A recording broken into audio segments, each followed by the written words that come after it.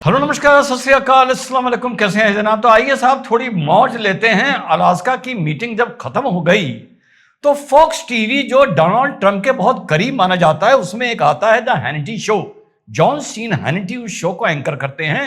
Political programme होता है तो उनको एक्सक्लूसिव राइट्स दी डोनाल्ड ट्रंप ने उनका इंटरव्यू करने की उसी कमरे में जहां पर डोनाल्ड ट्रंप की मीटिंग हुई थी पुतिन के साथ। इंटरव्यू में जो आप पीछे तो कुर्सियां देखेंगे मुझे पता चला है कि उसी दोनों पर डोनाल्ड ट्रंप और पुतिन बैठे थे। तो क्या ये मजेदार इंटरव्यू हुआ?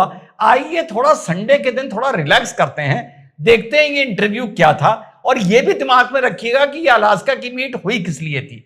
अलास्का की मीट हुई थी यूक्रेन की लड़ाई को खत्म करने के लिए, सीज फायर करने के लिए। तो द हैनिटी शो में जो पहला सवाल पूछा,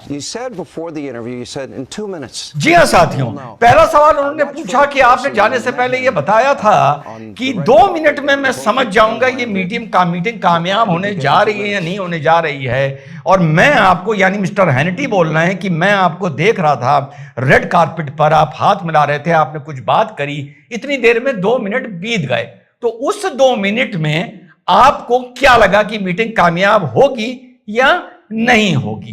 तो इस पर Well, you know, I always had a great relationship with President Putin, and we would have done great things together in terms of, you know, the इस पर जो जवाब आया डोनाल्ड ट्रंप का वो ये आया कि बहुत ग्रेट नेशन है रशिया, अमेरिका भी बहुत ग्रेट नेशन है, रशिया भी बहुत ग्रेट नेशन है, रशिया के साथ हमारे बहुत अच्छे कॉपरेशन हो सकते हैं। रशिया में नेचुरल मिनरल्स हैं, रेयर अर्थ हैं, गैस हैं, ऑयल हैं, और हमारी एक बहुत अच्छी पार्टनरशिप रशिया के साथ हो सकती है।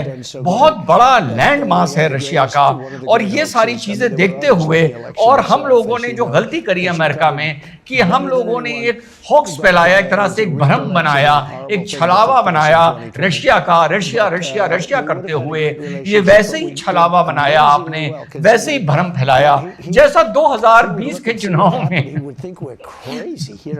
आपने मेरे खिलाफ जो आप लोगों ने बेईमानी की थी इस देश में, उसमें ये भ्रम फैलाया गया था। पुतिन भी सोचता होगा कि ये मेरे रशिया के बारे में अमेरिका में कैसा भ्रम फैलाया गया है, और हम लोग में बहुत दोस्ती हो सकती है, हम लोग ग्रेट नेशंस हैं और हम चाहते हैं कि ये लड़ाई खत्म हो जाए। तो मिस्टर हैनिटी भी जो बहुत करीब माने जाते हैं डोनाल्ड ट्रंप के, उनको भी लगा कि कोई गलती से गलत सवाल तो नहीं पूछ लिया। मतलब क्या सवाल था और क्या जवाब है जिसमें 2020 का डोनाल्ड ट्रंप का इंटरव्यू भी आ गया, जो चुनाव उनको हराया गया था इनके हिसाब से वो भी आ गया, और सिर्फ रशिया की इन्होंने बहुत तारीफ करी, बहुत तारीफ, और कहा हम लोगों को एक स्ट्रॉन्ग पार्टनर बनके आगे जियोपॉलिटिक्स में चलना चाहिए। आगे सुनते हैं, अब आगे चलते हैं और देखते हैं हैनिटी शो में अगला सवाल इनसे क्या पूछा गया। And you have said this many, many times, and he confirmed for the world. जी हाँ साथियों, इन्होंने कहा मिस्टर हैनिटी ने कि साहब जो पुतिन बात बोल के गए हैं वो एग्जैक्ट वो बात बोल के गए हैं जो आप पहले बोलते थे कि अगर पहले डोनाल्ड ट्रंप प्रेसिडेंट होते तो शायद ये वॉर ना होती। वैसे पुतिन ने ऐसी कोई बात नहीं बोली। पुतिन ने सिर्फ इतना बोला कि उस टाइम की जो लीडरशिप थी वो इस सिचुएशन की ग्रेविटी को या सीरियसनेस को समझ नहीं पाई। इंटरव्यू में इस चीज को कन्वर्ट करके इस तरह बताया गया कि पुतिन ये बोल के गया है कि अगर आप होते तो वो वॉर ना होती। तो यही तो डोनाल्ड ट्रंप सुनना चाहते थे। उन्होंने कहा साहब बिल्कुल सही कह रहे हैं, मैंने बहुत सी वॉर रुकवाई हैं, बहुत सी वॉर नहीं होनी चाहिए थी। मैं अगर उस टाइम होता तो ये वॉर भी ना होती।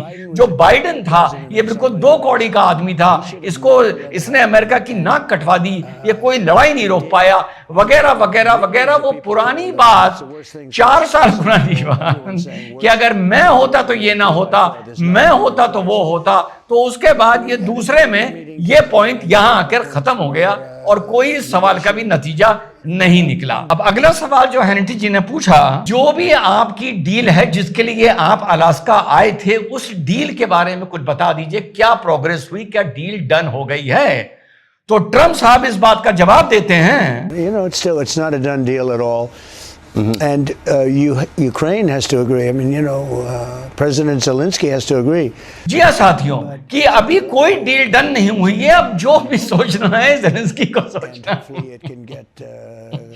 जो भी सोचना है ज़ेलेंस्की को सोचना है। ज़ेलेंस्की को इसमें बहुत नुकसान हो रहा है इस लड़ाई में, और मैं इसमें कुछ नहीं बोल सकता, और दोनों को नुकसान हो रहा है, लेकिन ज़ेलेंस्की को बहुत हो रहा है, और किसी तरह ये लड़ाई रुकनी चाहिए, और ज़ेलेंस्की को अब तय करना है कि ये लड़ाई रुकेगी या नहीं रुकेगी। ज़ेलेंस्की कह रहा है यार मुझे भी तो समझा दो, बता दो कि क्या बात हुई है और मुझे अब क्या करना होगा।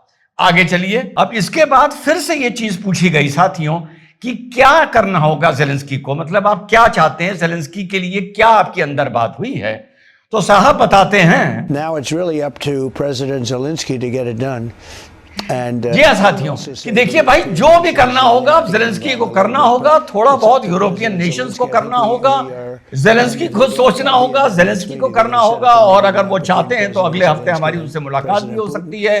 पुतिन भी हो सकता है, मैं भी हो सकता हूँ, यूरोपियन नेशन के भी कुछ लोग हो सकते हैं, ज़ेलेंस्की हो सकते हैं, लेकिन अब जो भी करना हो वो ज़ेलेंस्की को करना होगा। आगे अब जो अगला सवाल आया साहब हैनिटी शो में, वो ये आया कि आप इस मीटिंग को अगर 1 to 10 में स्केल में ग्रेड करना चाहेंगे तो आप कैसे करेंगे। If you had to grade it on a scale of 1 to 10. जी हाँ साहब, तो इसमें डोनाल्ड ट्रंप साहब ने कहा 10 in the sense that we got ji along हाँ कि great. मेरे हिसाब से ये जो मीटिंग थी ये 10 out of 10 थी, और हम दो सुपर पावर्स को, दो ग्रेट नेशंस को आपस में हमेशा अच्छी अंडरस्टैंडिंग रखनी चाहिए, क्योंकि हम लोग बहुत ग्रेट नेशंस हैं। That's a big deal. You never want हम लोगों में अगर कॉपरेशन होगी तो पूरी दुनिया में शांति होगी। और साथ में उन्होंने ये भी अपना जो फाइनल जो अपना कंक्लूजन दिया, उन्होंने कहा देखिए ग्रेट नेशन हम दोनों हैं, लेकिन जो मैं यूएसए जो है, we're number 1, they're number 2 in the world. जी हाँ साथियों, जो यूएसए है वो नंबर 1 है, रशिया जो नंबर 2 है। सवाल ये पूछा जा रहा था भैया कि यूक्रेन की लड़ाई के बारे में ग्रेड बता दो, कि जो जिस काम के लिए तुम अलास्का आए थे उसको तुम 10 में से कितने नंबर दोगे। इन्होंने 10 में से 10 नंबर उस चीज को दे दिए कि पुतिन से इनकी जो मुलाकात हुई वो बहुत अच्छी हुई, हम दोनों ग्रेट नेशन हैं, मैं ज्यादा ग्रेट हूं, मैं नंबर 1 पे हूं, पुतिन नंबर 2 पे है, सारी जिम्मेदारी अब ज़ेलेंस्की की हो गई है, जो मुझे करना था मैं कर चुका। आगे चलिए। फिर अगला सवाल ये आया हैनिटी शो में कि साहब ये बताइए कि जो आपकी यूक्रेन को लेके मीटिंग हुई है उसमें क्या नेगोशिएशंस हुए हैं, क्या कुछ नतीजे पर पहुंचे हैं, कोई लैंड स्वैप होगा, क्या होगा। बहुत सी जगह जो रशिया ने ऑलरेडी घेर ली है वो देगा या वो रखेगा, ज़ेलेंस्की को देना पड़ेगा, तो इसमें क्या फाइनल हुआ है। तो उन्होंने कहा साहब यही सारी चीजें बस समझ लीजिए फाइनल हुई हैं, और ये जो पुतिन है बहुत स्ट्रांग आदमी है, बड़ा स्ट्रांग हेडेड आदमी है, बहुत ही टफ निगोशिएटर है, और हम दोनों नेशंस में, हम दोनों ग्रेट नेशंस में आपस में बहुत अच्छे संबंध होने चाहिए, सब चीज होनी चाहिए। हमने इतने पैसे दिए हैं, यूरोपियन यूनियन ने भी कम दिए हैं लेकिन काफी दिए हैं। मैंने जेवलिन दिए थे ज़ेलेंस्की को, जेवलिन बहुत अच्छा हथियार होता है, वो इतने किलोमीटर से वार करता है, बड़े बड़े टैंक उसमें आग के गोले में बन जाते हैं। मैंने कभी इतना अच्छा हथियार नहीं देखा जो मैंने ज़ेलेंस्की को दिया था।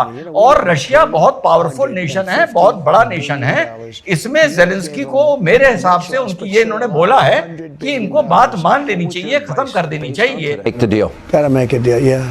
Look, Russia's a very big power.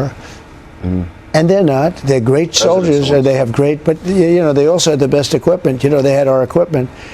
And I gave them javelins, if you remember, in my first term. In fact, और ये ज़ेलेंस्की पर ही सारी जिम्मेदारी अब वहां पर आ गई है, और बाइडेन एडमिनिस्ट्रेशन बहुत ही बेकार था।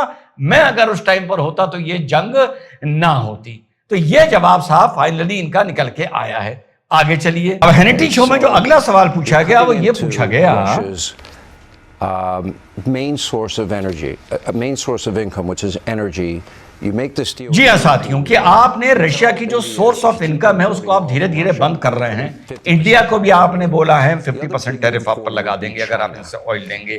इंडिया ने ऑयल लेना कम कर दिया है। यूरोप पर भी आप यही बात बोल रहे हैं। चाइना भी रशिया से ऑयल ले रहा है। तो इस सिलसिले में आपकी जीपिंग से क्या बात हुई है, तो इसका जो साहब ने जवाब दिया, meeting went really well.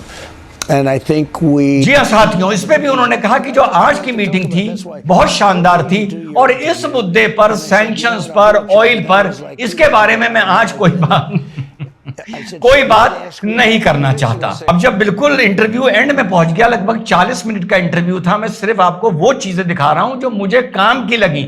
अब आप ये सोचिए कि बाकी इंटरव्यू में क्या हुआ होगा, सिर्फ अमेरिका की और डोनाल्ड ट्रंप ने अपनी तारीफ करी है और 3 बार वो देश गिनाए हैं जिसमें जहां जहां इन्होंने सीज फायर करवाया है, और 2 बार इंडिया पाकिस्तान की लड़ाई का भी जिक्र किया है। तो जब एंड में मिस्टर हैनिटी ने ये पूछा कि आपने ये बोला था कि अगर ये मीटिंग नाकामयाब हो गई तो इसके जो कॉन्सिक्वेंसेस होंगे वो बड़े सीवियर होंगे। Before coming here about the consequences for Vladimir Putin. जी हाँ, तो मैं ये मानता हूं कि सीवियर का मतलब है कि अब यूरोपियन यूनियन भी इनका कोई तेल नहीं ले सकता, इंडिया भी नहीं ले सकता, चाइना पर भी आप टैरिफ लगा देंगे, ये कर देंगे। यानी आप रशिया को इस मीटिंग के बाद अगर ये सीज फायर नहीं हुआ तो आप इसको ब्लॉक करवा देंगे, बिल्कुल चोक करा देंगे रशिया को। तो इस पर साहब बोलते हैं, Well, because of what happened today, ji I हाँ, think कि साहब जिस तरीके की मेरी आज मीटिंग हुई है, इतनी शानदार मीटिंग हुई है कि अभी इन चीजों के बारे में मुझे नहीं सोचना।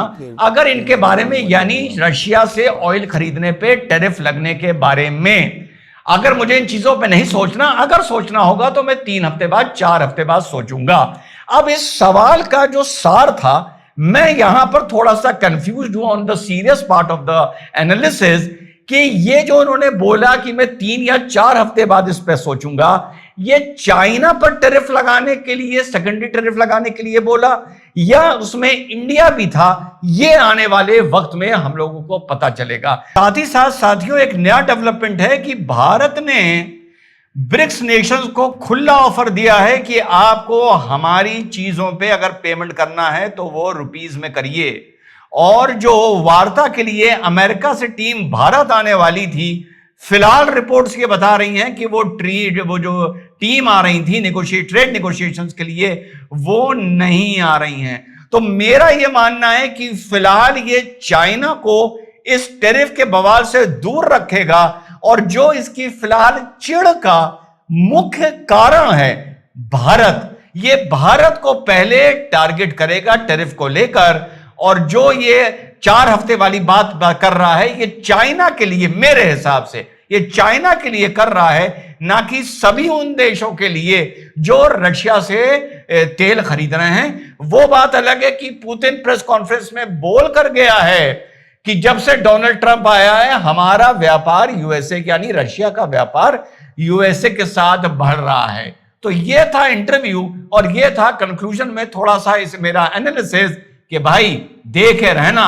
2026 15 अगस्त में या तो भारत बहुत अंतरराष्ट्रीय नजरिए से जियो इकोनॉमिक, जियो पॉलिटिकल, जियो स्ट्रेटेजिक बहुत ऊपर होगा, जिसने ट्रंप को झुकाया होगा, और कहीं खुदा ना खास्ता हम झुक गए तो 15 अगस्त 2026 को यह देश नुकसान उठा चुका होगा।